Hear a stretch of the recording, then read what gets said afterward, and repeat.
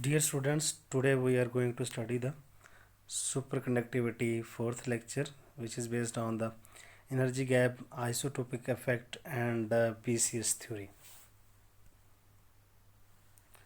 Energy gap.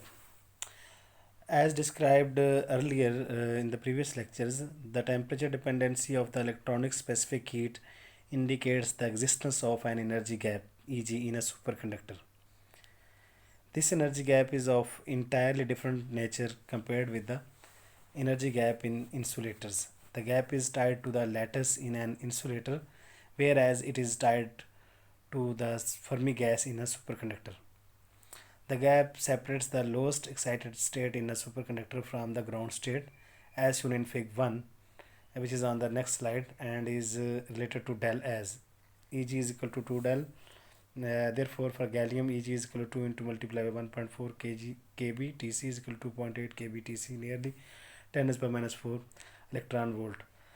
जैसे कि हमने बताया कि जो एनर्जी गैप होता है वैलेंस और कंडक्शन बैंड के दरमियान, वो लैटिस से जुड़ा हुआ होता है, और ड्यू टू लैटिस की जो बॉन्डिंग्स हैं उन फोर्सेस की वजह से और उनकी ज्योमेट्री की वजह से हमारे पास का energy gap between the valence band and conduction band, दो बैंड के दरमियान एग्जिस्ट करता है। जबकि यहाँ पर जो बैंड गैप है ये क्वाइट उससे डिफरेंट है। ये बैंड गैप जो है वो सुपर कंडक्टर्स की जो फर्मी गैस है उसकी एक एनर्जी लेवल से दूसरी एनर्जी के लेवल के दरमियान एक गैप बनता है, और इसको हम लोग क्या है ईजी को 2 डेल के बराबर हम लोग लेते हैं।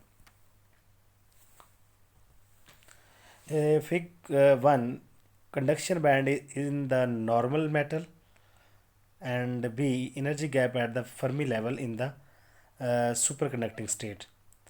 नॉर्मल मेटल में हम देखें कि हमारे पास क्या है, फर्मी लेवल एक नज़र आ रहा है, और जबकि एक सुपर कंडक्टर के अंदर क्या है कि फील्ड अगर गैस हमारे पास इस तरह है तो उसमें क्या है कि फर्मी लेवल से एक डेल की वैल्यू नीचे हमारे पास क्या है लेवल एग्जिस्ट हो जाता है, यानी कि इसके बाद हमारे पास क्या एक गैप आ जाता है, और इतना ही जो फर्मी लेवल से ऊपर एक गैप डेवलप हो जाता है। तो अगली स्टेट और इसमें में जो एज अ होल एक फर्मी गैस डेवलप होती है मेटल्स में due to cloud of the electrons, उसके अंदर उनके एनर्जी लेवल्स में एक जो है वो गैप डेवलप हो जाता है, जो कि ईजी हम इसको कहते हैं 2 डेल के बराबर है। और ये क्वाइट डिफरेंट है जो कि बैंड गैप्स होता है वैलेंस और कंडक्शन बैंड गैप, उससे ये बिल्कुल डिफरेंट है। The electrons present in the excited states behave as normal electrons and create resistors, whereas those present below it behave as superconducting electrons. The energy gap varies with temperature. It is maximum at 0 Kelvin and decreases continuously to 0 as the temperature is increased to the critical temperature, as shown in the fig on 2 on the next slide. Thus, at 0 Kelvin, there are no electrons above the gap, and T is equal to Tc. All the superconducting electrons become normal electrons. This is the diagram, fig 2, variation of energy gap del T, where del being the function of temperature with temperature for a superconductor. Along x-axis T by Tc, this is critical temperature on which the material can be converted into a normal conductor from superconductor.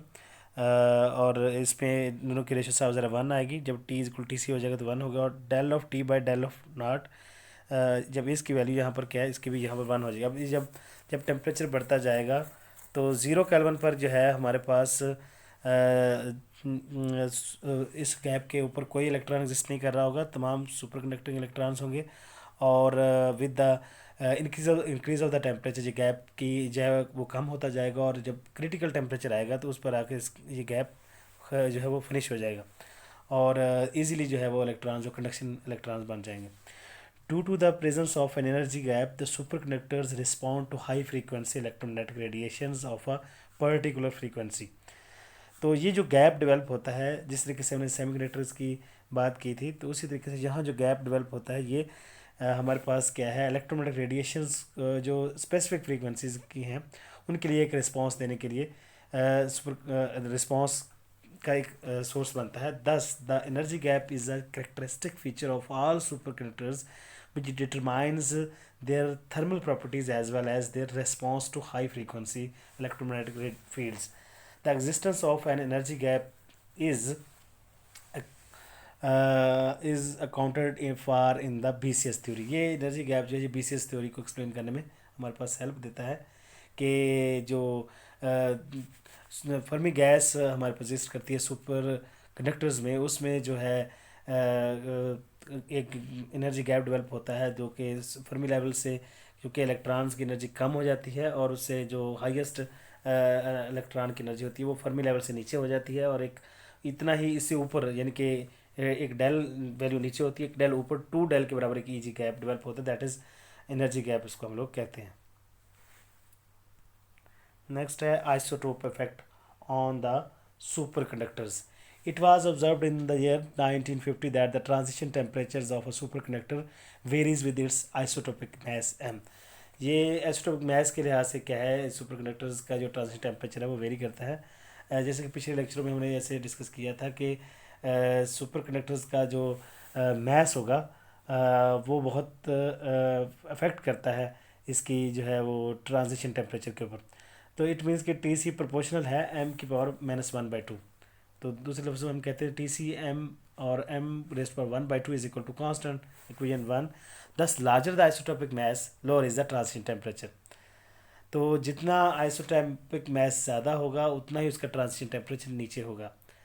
For example the transition temperature of mercury changes from 4.185 K to 4.146 K when its isotopic mass is changed from 199.5 to 203.4 AMU. Now it is known that the mean square amplitude of atomic or lattice vibrations at low temperature is proportional to m raised to power -1/2, and the Debye temperature theta d of the phonon spectrum is related to m as. जो Debye temperature है और isotopic mass 1/2 है, ये एक दूसरे के क्या है, इज इक्वल टू कांस्टेंट है. इक्वेशन 2 फ्रॉम इक्वेशन 1 और 2 हम इनको इकट्ठा अगर करते हैं तो Tc/θd, क्योंकि उसमें भी मैथ था इसमें भी मैथ है, तो हम लोग Tc/θd इज इक्वल टू आ गया हमारे पास कांस्टेंट. ठीक है. इक्वेशन 3 और in general it can be written as Tc proportional to θd and proportional to m isotopic mass की power -1/2. This is equation number 4. The equation 3 and 4 indicate that the lattice vibrations are likely to be involved in causing superconductivity. तो जो latest vibration है those are actually known as the phonons. इनका अहम role है हमारी जो super conductivity के अंदर. The electron phonon interactions might be playing an important role for the occurrence of superconductivity. तो जो थर्मल ऑसिलेशंस होती हैं, एटॉमिक ऑसिलेशंस, उनको हम लोग फोनॉन कहते हैं. तो उन ऑसिलेशंस का और इलेक्ट्रॉन का जो इंटरेक्शन है ये एक अहम रोल अदा करता है हमारे पास सुपर कंडक्टिविटी के अंदर. The BCS theory. The superconducting state of a metal may be considered to be resulting from a cooperative behavior of conduction electrons. Such a cooperation or coherence of electrons takes place when a number of electrons occupy the same quantum state. तो होता क्या है कि हमारे पास किसी भी एक quantum state में एक इलेक्ट्रॉन एग्जिस्ट करता है, लेकिन हमारे पास एक कोहरस बिहेवियर डेवलप होता है, कोऑपरेटिव बिहेवियर कह सकते हैं, जिसकी वजह से क्या है कि हमारे पास बहुत सारे इलेक्ट्रॉन एक ही क्वांटम स्टेट में एग्जिस्ट करते हैं, जो कि हमारे पास this however appears to be impossible for both statistical and dynamic reasons. Statistical electrons are fermion and hence occupy the quantum state singly. यानी कि हमारे फर्मियन है तो एक क्वांटम स्टेट में एक इलेक्ट्रॉन होना चाहिए. Secondly the repulsive force among the electrons tends to take them away from one another. साउदर इलेक्ट्रॉन पे दोनों पे चार्ज नेगेटिव है तो एक दूसरे को रिपेल करेंगे, तो उनको एक दूसरे से दूर होना चाहिए. In metals however the repulsive forces are not very strong owing to screening, क्योंकि ये एक क्लाउड बना देते हैं इलेक्ट्रॉन्स. जो मेटल्स के इलेक्ट्रॉन है इनकी जो रिपल्सिव है वो इतनी स्ट्रांग नहीं होती जितनी हम लोग आमतौर पर कंसिडर करते हैं. जो कूलम्स इंटरेक्शन से हम लोग कहते हैं रिपल्शन होगी सेम चार्जेस की. According to the BCS theory both these difficulties can be overcome under certain circumstances. तो BCS थ्योरी ये कहती है जब टेम्परेचर कम होता है तो उस टेम्परेचर पे क्या होता है कि इनकी एनर्जीज इलेक्ट्रॉन की बहुत कम होती है, और एनर्जीज कम होने की वजह से इनकी जो रिपल्शन है वो भी बहुत कंसिडरेबली कम हो जाती है, और can be exist in the same states.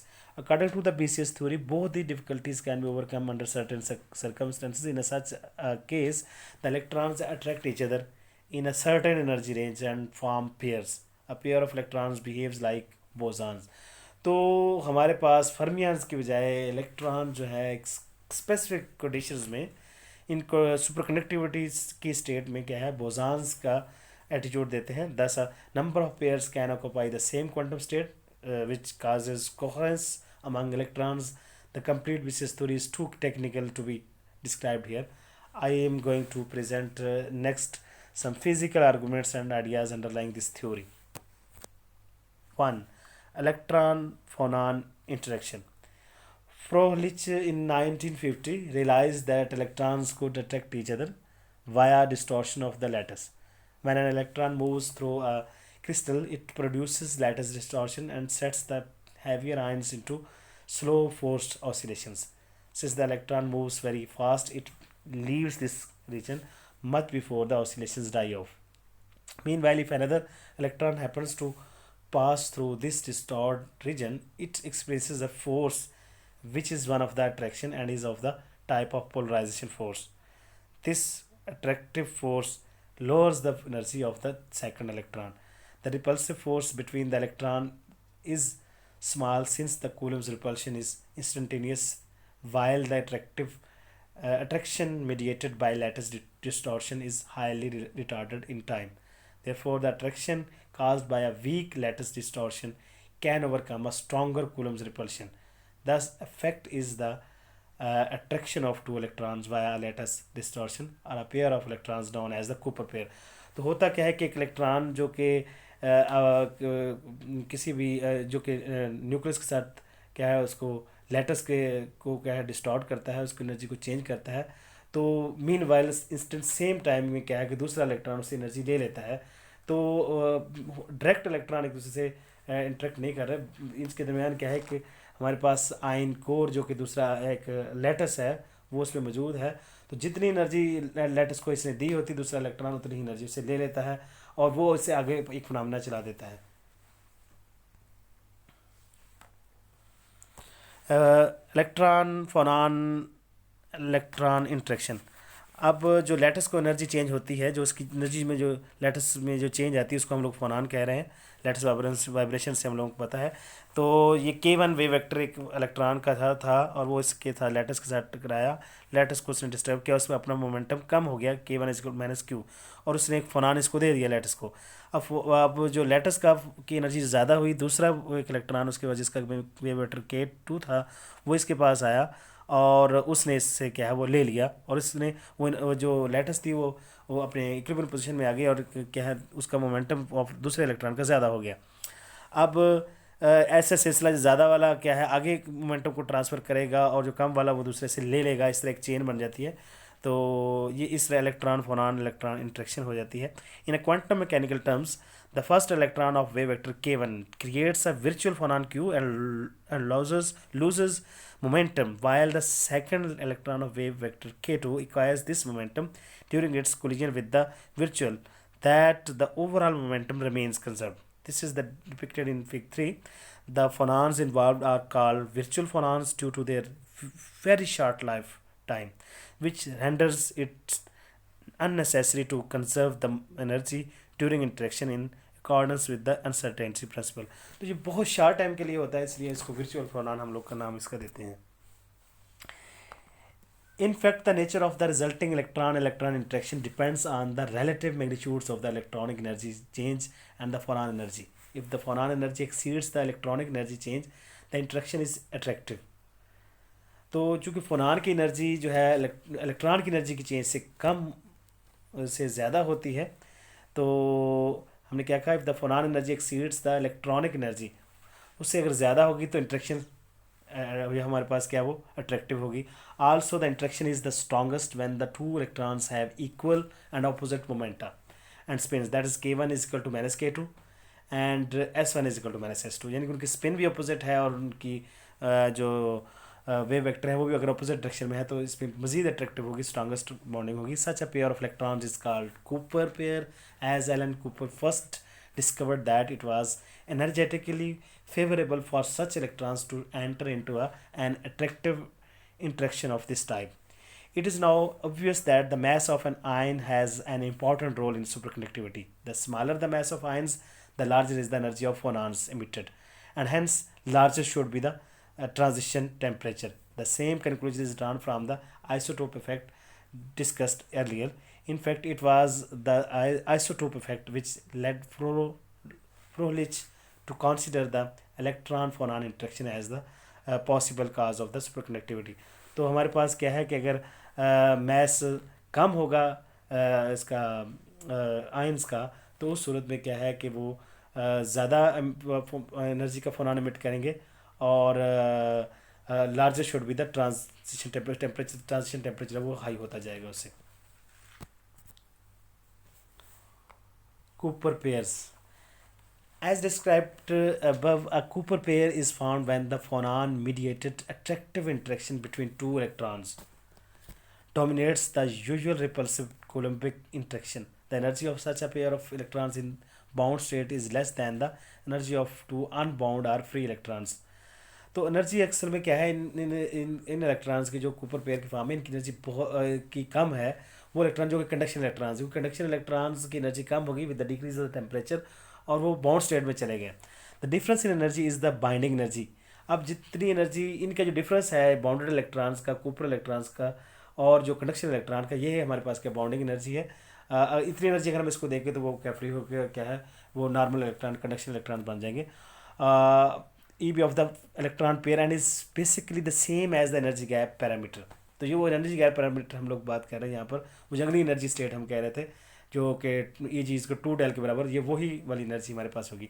It's typical value is of the order of 10⁻³ electron volt और about 10K in temperature units. The binding is strongest when the total momentum of the pair is zero and the pairs are in a spin singlet state with symmetrical spatial wave function. Cooper calculated the size of the Cooper pair as R naught is equal to h cut Vf over Eb. Here Vf is the characteristic velocity of an electron in a metal and is called the Fermi velocity.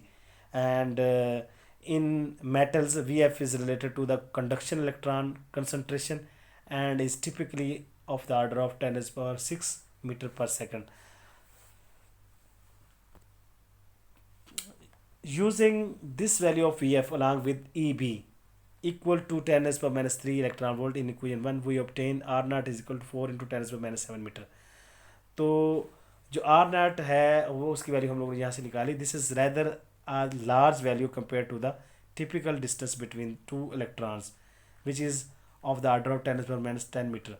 तो ये value उससे काफ़ी बड़ी है R naught, यानी कि जो usually आमतौर पर इलेक्ट्रॉन के दरमियान इतना फासला हो सकता है, इतना करीब आ सकते हैं, उससे ज़्यादा फासला कूपर पेयर फिर भी एग्जिस्ट कर रहा होगा. तो कूपर पेयर के दो इलेक्ट्रॉनों के दरमियान जो डिस्टेंस है वो फिर भी जो हम लोग कहते हैं 10⁻10 मीटर, इतना अगर वो बिल्कुल करीब भी आए तो वो इतना डिस्टेंस उनके दरमियान होता है, तो उससे ये ज़्यादा डिस्टेंस बनता है. Hence the Cooper pairs overlap with each other considerably and the coherence between them becomes important. It was shown by Bardeen, Cooper and Schroeder that the energy of the system is the lowest when total momentum of each pair is the same and is zero. This is single quantum mechanical state into which the electron pairs condense. The flow of Cooper pairs constitute the supercurrent. Existence of the energy gap. Third, the Cooper pairs are bound together by a very small energy del and form a new ground state which is the superconducting and is separated by an energy gap 2 del from the next lowest excited state above it. तो ये हमारे पास क्या है कि हमने figure में दिखाया है ground state of non interacting Fermi gas. ये हमारे पास एक नॉन इंटरेक्टिंग फर्मी गैस है हमारे पास ए में, और बी में क्या है a BCS ground state in 3 dimensions.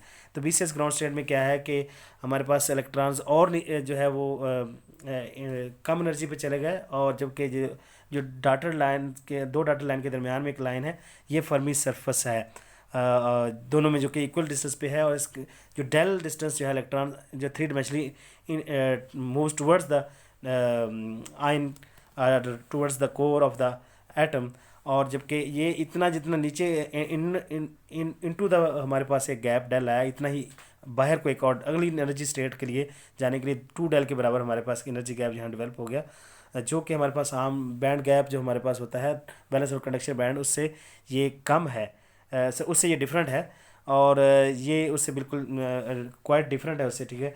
तो the Fermi level lies at the middle of the gap, the normal electron states lie above the energy gap and the superconducting electron states lie below the gap at the Fermi surface.